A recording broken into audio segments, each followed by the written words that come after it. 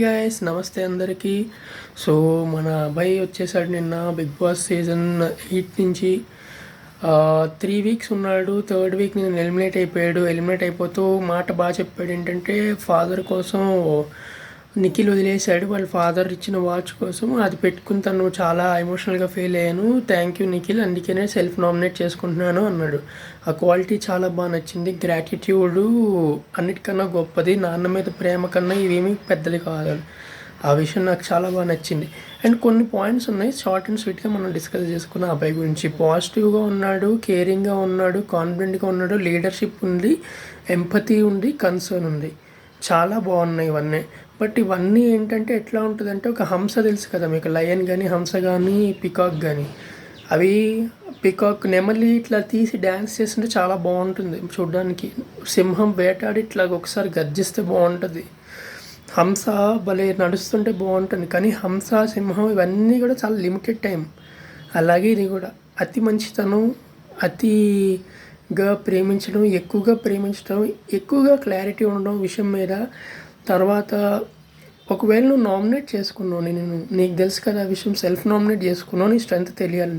Strength ఎట్లా calculate చేస్తారు అనుకున్నాడు అబ్బాయి, మరి నాకు అర్థం కావట్లే.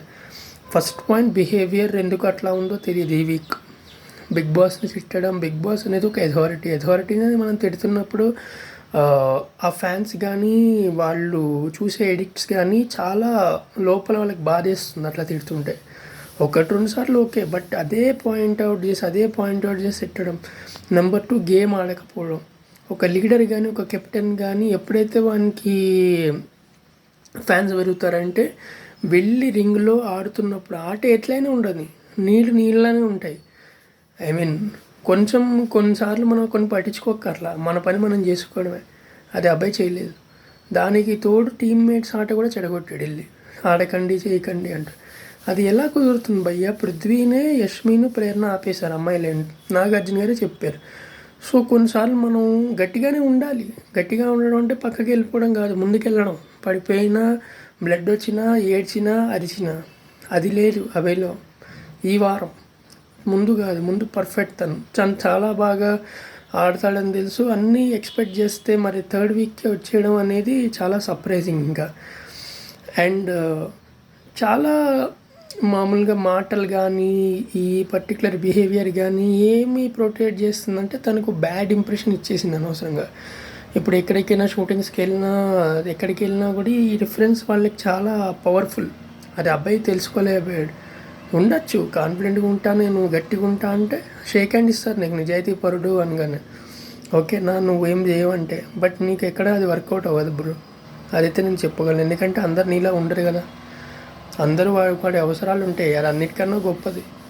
ఎవరికి వాడికి పని ఉంటుంది, అది అన్నిటికన్నా గొప్పది. రెక్క ఆడిస్తే కానీ డొక్క కదలదు అంటారు. సిద్దిపేట డైలాగ్ ఉంటుంది, వరంగల్ డైలాగ్ ఇది బేసిక్గా మాకు చెప్పేటోళ్ళు అప్పట్లో. తెలంగాణ భాషలో చెప్తా. మరి నీ రెక్క ఆడాలంటే నువ్వు కష్టపడి పని చేయాలి కదా. ఎట్లా ఉంటే నీకెందుకు, నువ్వేం మార్చేస్తావా అనే ఒక్క ఆలోచన. ఇది తిట్టడం కాదు, బేసిక్గా మనం అందరం చేసే పని అదే కదా. పొద్దున్న లేస్తే పని చేస్తాం ఏదో ఒకటి. మనకి ఎట్లా ఉందా లేదా, మనకి ఫెసిలిటీస్ ఉన్నాయా, వాడేమన్నాడు వీడేమన్నాడు అవన్నీ మనకు అనవసరం. మనం మన పని చేయాలి అంతే. అది అబ్బాయి నేర్చుకుంటే బాగుండేది.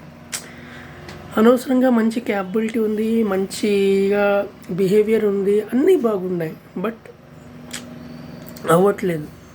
అదే ఇక్కడ మరి నీ దగ్గర అన్నీ ఉండి ఏమీ చేయకపోతే అల్టిమేట్గా ఎవరు నేను ఏమని పట్టించుకోరుగా. కొంచెం పెద్ద వీడియో ఇది, దయచేసి లైక్ చేసి సబ్స్క్రైబ్ చేసుకోండి. మళ్ళీ మాట్లాడుకున్నాం. Anyways all the best to అబ్బాయి, అండ్ మంచి ఫ్యూచర్ ఉండాలి ఇండస్ట్రీ అని కోరుకుంటున్నాం.